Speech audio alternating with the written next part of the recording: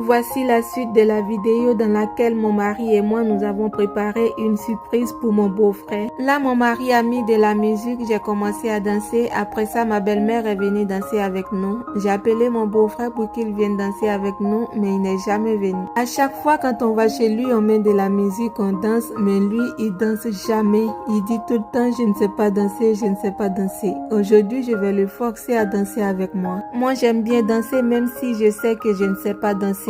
Parce que la danse, ça diminue le stress, ça amène la joie et la bonne humeur. La semaine passée, ma belle-mère et moi, nous sommes allés à un concert. Je l'ai tellement fait danser là-bas qu'elle m'a dit « Je n'ai jamais été comme ça avant de te connaître. Tu m'as rappelé mes 18 ans. » Elle était tellement contente qu'elle m'a dit qu'elle aimerait qu'on retourne encore une prochaine fois. Je lui ai dit « Je suis disponible et que moi aussi, j'aimerais retourner une prochaine fois. » Ça m'a fait vraiment plaisir de passer une soirée avec ma belle-mère. Là, on est tellement concentré dans la danse qu'on a laissé mon beau-frère toute seule dans la cuisine. Mais ne vous inquiétez pas, je vais le faire danser aussi comme j'ai fait danser mon mari et ma belle-mère. C'est nous qui avons décidé de lui faire une surprise en faisant le marché, aller préparer chez lui pour manger en famille. Mais ça ne s'est pas passé comme on avait prévu. J'ai fini par entraîner ma belle-mère et mon mari à danser avec moi et laisser mon beau-frère faire la cuisine toute seule. Mais je suis très contente parce que j'ai réussi à danser avec mon beau-frère pour la toute première fois. Je suis sûre que vous avez remarqué au début qu'il voulait rien savoir, mais je l'ai pas laissé tranquille. Avec l'encouragement de mon mari et ma belle-mère, j'ai fini par le faire danser un peu.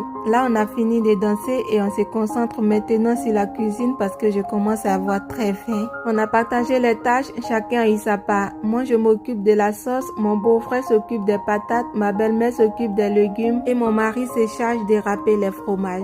Vous voyez pourquoi mon beau-frère n'arrête pas de tourner autour de moi? Il me surveille comme si j'étais une petite fille ou comme si c'était ma première fois de faire la cuisine. Tout ça, c'est parce qu'un jour, j'ai eu un tout petit brûlure qui paraît même pas. Un tout petit brûlure sur mon petit doigt. Depuis ce jour-là, quand je vais chez lui que j'allume le feu, même si c'est pour chauffer de l'eau, il me surveille parce qu'il a peur que je me brûle à nouveau. Là, il n'arrête pas de diminuer le feu parce qu'il dit c'est trop fort, ça pourrait me brûler. Donc lui, il diminue, moi j'augmente. Il diminue, j'augmente. Ça a été comme ça jusqu'à ce que la nourriture soit prête. À la fin, il dit à mon mari, dis à ta femme d'arrêter d'augmenter le feu parce que j'ai peur qu'elle se brûle. Et mon mari lui répond, elle adore faire la cuisine. C'est elle qui fait toujours la cuisine à la maison. Elle ne s'est jamais brûlée. Donc ne t'inquiète pas, elle ne va pas se brûler. Il répond encore, elle s'est déjà brûlée une fois, je ne veux pas que ça arrive encore. En plus, chez vous, elle est concentrée quand elle fait la cuisine. Ici, elle n'est pas du tout concentrée. Les deux parlaient de moi comme si j'étais pas là. Ma belle